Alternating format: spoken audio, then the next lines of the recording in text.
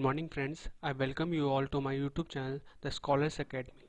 Today we are going to discuss the Vygotsky socio-cultural theory which is given by Lev Vygotsky.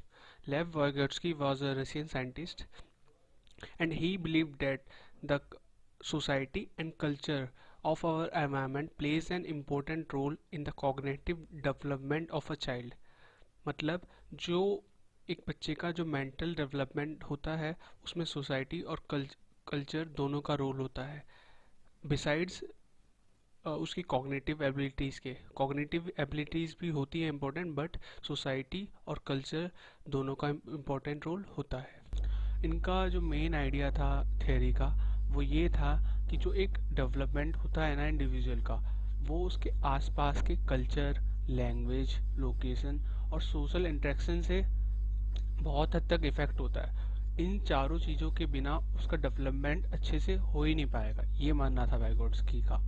अब culture में आपकी बहुत सारे beliefs आ जाते हैं और जो प्रैक्टिसेस होती हैं पुरानी वो आ जाती हैं। लैंग्वेज, कहाँ पे कौन सी लैंग्वेज बोली जा रही है उससे भी हमारे डेवलपमेंट में बहुत फ़र्क पड़ता है, क्योंकि कई लैंग्वेज होती हैं जो कि जिनका इतना एक्सपोजर नहीं होता, मतलब उनको सब लोग जानते नहीं हैं या फिर उन लैंग्वेज को उतनी वैल्यू नहीं दी जाती हर जगह। जैसे फॉर एग्जांपल जैसे किसी को अगर इंग्लिश आती है तो मोस्टली इन इंडिया और इन अदर कंट्रीज टू कि उसको उस पर्सन को थोड़ी ज़्यादा वैल्यू दी जाती है, उसको थोड़ा क्वालिफाइड माना जाता है। मैं ये नहीं कह रहा ये ठीक है बट ऐसा होता है नॉर्मली। देन फिर सोशल इंटरेक्शन कि जब हम अपने आसपास के लोगों से सोशल इंटरेक्ट करते हैं तो फिर हम उनसे उनकी जो अच्छी बातें हैं वो सीखते हैं और जो कि आगे जाके हमारा जो बिहेवियर है उसके अंदर धीरे धीरे धीरे वो ऐड ऑन होती चली जाती हैं और फिर हम एक बेटर ह्यूमन बीइंग बनते चले जाते हैं। तो वाइगोट्स्की ने एक टर्म दिया था लोअर एलिमेंट्री मेंटल फंक्शंस। ये क्या होते हैं? ये एक होते हैं कि ये एक बेसिक एबिलिटीज होती हैं जो कि हमारे कॉग्निटिव डेवलपमेंट के लिए हेल्प करती हैं। इनको बोलते हैं लोअर एलिमेंट्री मेंटल फंक्शंस और कहीं कहीं पे ये भी बोला जाता है एलिमेंट्री मेंटल फंक्शंस। ये होते हैं चार: attention, sensation, perception and memory. तो अभी इनको हम थोड़ी पिक्चर्स की हेल्प की मदद से देखते हैं। मेमोरी का एक एग्जांपल मैं देना चाहूँगा आपको कि जैसे बच्चा होता है, बच्चा रो रहा होता है तो अगर उसकी मम्मी उसके सामने आ जाए या मम्मी की आवाज़ सुनाई दे जाए तो फिर वो चुप हो जाता है खुद म खुद। इट मीन्स कि हमारे अंदर एक मेमोरी नाम की एक एबिलिटी होती है जिससे धीरे धीरे हमारा डेवलपमेंट होता है। सेकंड, अटेंशन कि बच्चे को जब भूख लगती है तो इवन दो वो कुछ बोल नहीं सकता लेकिन वो खुद म खुद रोने लगता है, चिल्लाने लगता है। इसका मतलब क्या है? उसके अंदर एक एबिलिटी है अटेंशन नाम की कि जिससे वो अपना अटेंशन सीख कर सकता है कि मेरे को दूध चाहिए। देन थर्ड है सेंसेशन। फॉर एग्जांपल ये जो चाइल्ड है ये इस प्रेस है, जो ये इलेक्ट्रिक जो प्रेस है इसको ये छूने वाला है, तो जैसे ही इसको छुएगा इसको करंट लगेगा, इसको फील होगा कि ये मेरे लिए ठीक नहीं है। इस चीज़ के लिए इसे कोई सोशल लर्निंग की जरूरत नहीं है। ये खुद फील करके और एक्सपीरियंस करके ही सीख सकता है खुद ब खुद। तो फिर ये इसको टच नहीं करेगा। और एक बहुत अच्छा एग्जांपल जो मैं आपको देना चाहूँगा परसेप्शन का, जब हम बचपन में थे, जैसे मैं था तो मेरी दादी कभी कभी स्कूल से लेने आती थी, तो जब तक मेरी दादी या मेरा घर का कोई नहीं आता था मैं उससे पहले स्कूल से निकलता ही नहीं था, चाहे मैम बोलती रहे थे को आपके पेरेंट्स आ गए हैं या नहीं आए। तो ये चारों हमारे होते हैं memory, attention, sensation and perception. ये हमारे होते हैं एलिमेंट्री फंक्शंस। अब होता क्या है कि जो ये चारों जो मेंटल फंक्शंस है ना, अटेंशन, सेंसेशन, परसेप्शन, मेमोरी, इनका जो इंटरेक्शन होता है, मैंने इंटरेक्शन को यहाँ पे मल्टीप्लाई के साइन से दिखाया है, वो सोशियो कल्चरल एनवायरनमेंट से होता है हमारे आसपास के, और इंटेलेक्चुअल अडेप्टेशन टूल्स जो कि मैं आपको आगे बताऊंगा उनसे भी होता है। और उनकी मदद से क्या होता है, जो हमारी बेसिक मेंटल एबिलिटीज़ हैं या लोअर एलिमेंट्री मेंटल फंक्शंस हैं वो आपके हायर ऑर्डर मेंटल एबिलिटीज़ में डेवलप हो जाते हैं। अब सोशियो कल्चरल एनवायरनमेंट और इंटेलेक्चुअल अडेप्टेशन टूल्स क्या होते हैं मैं बताता हूँ। टूल्स ऑफ इंटेलेक्चुअल अडेप्टेशन ये क्या होते हैं? ये वो टूल्स होते हैं जो कि हमारे मेंटल डेवलपमेंट में हेल्प करते हैं। अब कैसे हेल्प करते हैं ये देखते हैं। पिक्चर, आप ये पिक्चर देख रहे हैं माइंड मैप्स, ये माइंड मैप है एक। अगर हमें स्कूल में किसी बच्चे को स्कूल के बारे में ऐसे लिखवाना है तो उसको ऐसे लिखवाने के बजाय सबसे पहले हम उस इस तरह से माइंड मैप्स बनवाएं कि स्कूल में क्या क्या देखते हो। लोग होते हैं लोग होते हैं सब्जेक्ट्स होते हैं, जगह होती हैं, जगह में क्या क्या होगा, ग्राउंड होगा, कैंटीन होगा या कैल लैब होगी। सेम सब्जेक्ट्स कौन कौन से, इंग्लिश, हिंदी, मैथ्स, साइंस। लोग कौन कौन होते हैं, टीचर होगा, पियोन होगा, पीटी टीचर होंगे, हमारे स्कूल में धनवीर सर थे। एंड ऐसी मटेरियल्स क्या क्या होते हैं, वाइट बोर्ड होता है, किसी किसी स्कूल में जिम भी होती है। तो ये सारी चीज़ें अगर आप उसे बताओगे तो वो थोड़ा ज़्यादा इजीली सीख पाएगा, और उसके बाद ऐसे लिखवाने के बोलेंगे तो ज़्यादा बेटर रहेगा। सेम नेक्स्ट जो टूल है वो मेमोनिक्स है, कि जैसे आप देख रहे हैं बहुत से हम लोग करते होंगे कि ऐसे जनवरी, फरवरी, मार्च, अप्रैल, मई, जून, इसकी हेल्प से हम बहुत इजीली चीज़ों को याद कर सकते हैं। मैं भी जब भी मेरे को मंथ्स के डेज किस में 31 है किस में 30 है ये जानना होता है तो मैं भी इसी टूल का यूज़ करता हूँ। इसके अलावा जैसे रेनबो है, रेनबो में कौन कौन से कलर्स होते हैं उसके लिए एक एक्रोनिम बनाया गया है जिसे मेमोनिक्स बोलते हैं, दैट इज विवग्योर, violet, indigo, orange, green and so on. अब अब बात करते हैं सोशियो कल्चर एनवायरनमेंट कैसे इफेक्ट करता है डेवलपमेंट को। जैसे आप यहाँ पे एक पिक्चर देख रहे हैं कि मोस्टली जो इंडिया में और जहाँ यहाँ भी हिंदू कल्चर फॉलो किया जाता है वहाँ पे मीट खाना अच्छा नहीं माना जाता।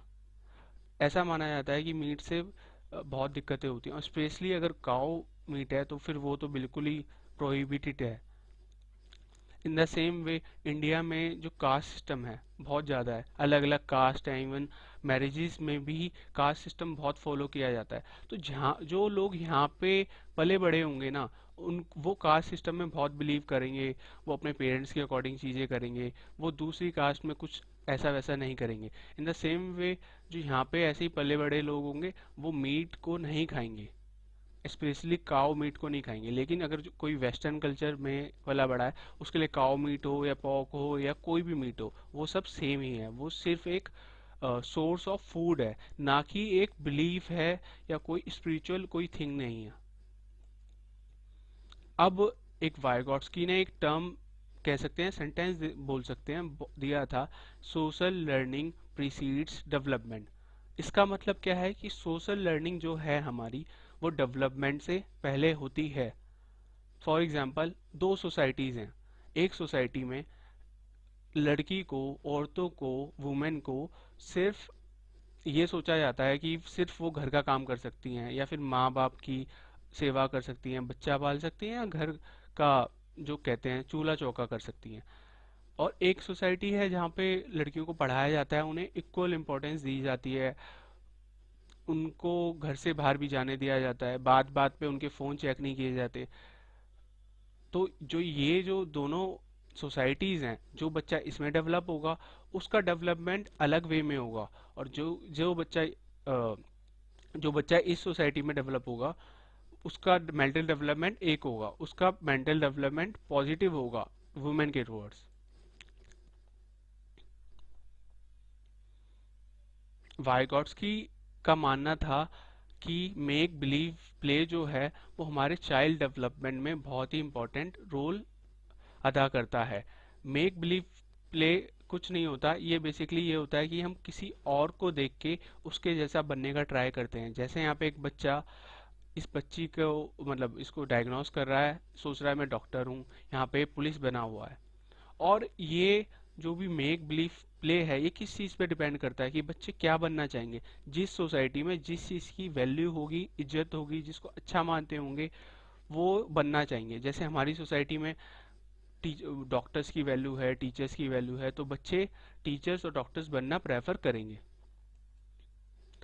अब सबसे बात इम्पॉर्टेंट बात आ गई जिससे हमेशा क्वेश्चन आता है सीटेट में, सीटेट में या जो भी कॉम्पिटिटिव एग्जाम्स हैं। तीन टर्म्स हैं, MKO more knowledgeable other, ZPD zone of proximal development and scaffolding. अब इन तीनों के बारे में एक एक करके पढ़ते। MKO, the more knowledgeable other. MKO is someone who has a better knowledge of something or a concept than us. Here we can see the child here is not able to run the bicycle on its own, but with the help of her mother, she is able to run the bicycle. So here the mother is MKO. In the same way, here you can see a child is not able to do this mathematical problem, but when her guardian or her mother helps her to solve the problem, he is able to solve this problem. So here the mother and this guardian, this lady, these both are more knowledgeable other in the अब जो next concept आता है वो आता है zone of proximal development. सबसे पहले मैं आपको एक वर्ड बता दूं जिसका मतलब वर्ड का मतलब क्या है। प्रॉक्सिमल का मतलब होता है मैक्सिमम। तो अब यहाँ पे आप तीन सर्कल्स देख रहे हैं। व्हाट आई कैन डू, जो कि मैं खुद कर सकता हूँ बिना किसी की हेल्प से। What I can do with help, कौन सी ऐसी चीज़ है जो मैं किसी की हेल्प से कर सकता हूँ। And what I can't do, कि जो मैं कर ही नहीं सकता। सो सबसे पहले व्हाट आई कैन डू, जो बच्चा खुद कर सकता है। फॉर एग्जाम्पल बच्चे को 2 डिजिट के सम आते हैं, वो खुद कर सकता है, तो उसको उसकी उसमें किसी की हेल्प की जरूरत नहीं है, वो उसको खुद कर सकता है। सो इसलिए उसको वो चीज़ ना बताएं क्योंकि वो उसके लिए बोरिंग हो जाएगी। Second, what I can do with help, ये जो चीज़ है, जैसे बच्चे को 2 डिजिट के सम के क्वेश्चन तो आते हैं बट 3 डिजिट के नहीं आते, तो इसमें उसको हेल्प लगेगी किसी एमकेओ की। एमकेओ मतलब मोर नॉलेजेबल अदर, वो आपकी टीचर हो सकती है, उसका फ्रेंड हो सकता है, उसकी मम्मा हो सकती है, उसका दोस्त हो सकता है, कोई भी हो सकता है, ताकि वो उसको हेल्प करे और उससे फिर वो कर पाए। And third thing is what I can can't do, जो कि बच्चा नहीं कर सकता, तो ये उसके लिए बहुत टफ हो जाएगा। अगर आप किसी 5th क्लास के बच्चे को ट्रिग्नोमेट्री के क्वेश्चंस कराएंगे तो वो नहीं कर पाएगा, वो उसके लिए बहुत टफ है। तो इसलिए वो उसको ना पढ़ाएं तो ही उसके लिए अच्छा रहेगा, क्योंकि वो उसके लिए भी रेडी नहीं है। सो जो ये येलो वाला जो है ये एरिया, इसको बोलते हैं जोन ऑफ प्रॉक्सिमल डेवलपमेंट, कि मैक्सिमम डेवलपमेंट हमारा कितना हो सकता है वो इसके द्वारा दिखाया गया है। एक बात जो मैं भूल गया था वो आपको बता दूं कि जो येलो वाला है, ये वाला एरिया ही सबसे अच्छा रहता है बच्चों को हेल्प कराने के लिए, क्योंकि इस चीज़ में बच्चे इंटरेस्ट लेते हैं, क्योंकि ये वो कर सकते हैं बट उनको थोड़ी हेल्प की नीड है। स्काफोल्डिंग, स्काफोल्डिंग क्या होती है? द हेल्प और assistance given by the MKO to child to cross the ZPD. मतलब कि स्काफ बेसिकली हमने वर्ड देखा है, स्काफ हमें घेर लेता है, हमें बचाता है थोड़ा चीज़ों से, हम ओढ़ लेते हैं तो हमें ठंड नहीं लगती। इन द सेम वे कि कोई अगर इंसान है या बंदा है जिसको आपसे ज़्यादा नॉलेज है, वो आपको हेल्प करे जिससे कि आप अपना पूरा पोटेंशियल अचीव कर पाएँ ज़्यादा से ज़्यादा, जो कि होगा जेडपीडी। जैसे ये बच्ची है यहाँ पे इसको कंप्यूटर में टाइपिंग करने में प्रॉब्लम हो रही है या कुछ और करने में प्रॉब्लम हो रही है, मेल भेजने में, तो ये इसके भैया ने इसको बताया। इसका भैया यहाँ पे इसके लिए एम के ओ है मोर नॉलेजेबल अदर, और जो इसके भैया ने इनको बताया वो जो हेल्प है उसको स्काफोल्डिंग बोलते हैं। और जो लड़की जब ये लड़की इसमें अपना मेल भेज लेगी या जो भी काम करना चाह रही है वो कर लेगी, तो वो अपना zone of proximal development achieve कर लेगी। सेम वे में यहाँ पे बच्चा है, इससे मैथ्स के सम्स नहीं हो रहे, तो इसके पापा और इसकी दीदी हेल्प कर रही है ऐसे कि अपने मैथ्स के सम कर पाए। यहाँ पे स्काफोल्डिंग क्या है? जो उन्होंने हेल्प की कि आप यहाँ से कैरी ले सकते हो, या फिर यहाँ पे देखो, यहाँ पे हिंट है, एग्जाम्पल देखो, ये सब हो जाएगा स्काफोल्डिंग। एमकेओ कौन होगा? इसके फादर और इसकी सिस्टर। और जो इसका जेडपीडी क्या होगा? जो ये सम्स हैं, जो ये सम्स कर लेगा, जो कि इससे पहले हो नहीं रहे थे, ये इसका होगा zone of proximal development. Social learning precedes development, इसका मतलब ये है कि अगर हम बच्चों को सोसाइटी से अलग कर देंगे तो उनका डेवलपमेंट नहीं हो पाएगा। जैसे बच्चा छोटा होता है तो वो देखो अपने पेरेंट्स को देख के ब्रश करना सीखता है, या फिर धीरे धीरे जैसे वो जब छोटे होते हैं बच्चे, उसको उसके पेरेंट्स नहलाते हैं, लेकिन फिर खुद ब खुद थोड़े टाइम बाद वो ये सब चीज़ें खुद करने लग जाते हैं बिना अपने पेरेंट्स की हेल्प के। अब जो आज का हॉट क्वेश्चन है वो मैं आपसे पूछ रहा हूँ, मतलब आप बताइए अगर आपको पता है तो, who use the term scaffolding and when? So answer is Jerome Jerome Bruner. उन्होंने 1960 में ये टर्म यूज किया था। ये बहुत ही इंपॉर्टेंट टर्म है और ये क्वेश्चन आपका कई बार कॉम्पिटिटिव एग्जाम में आ सकता है।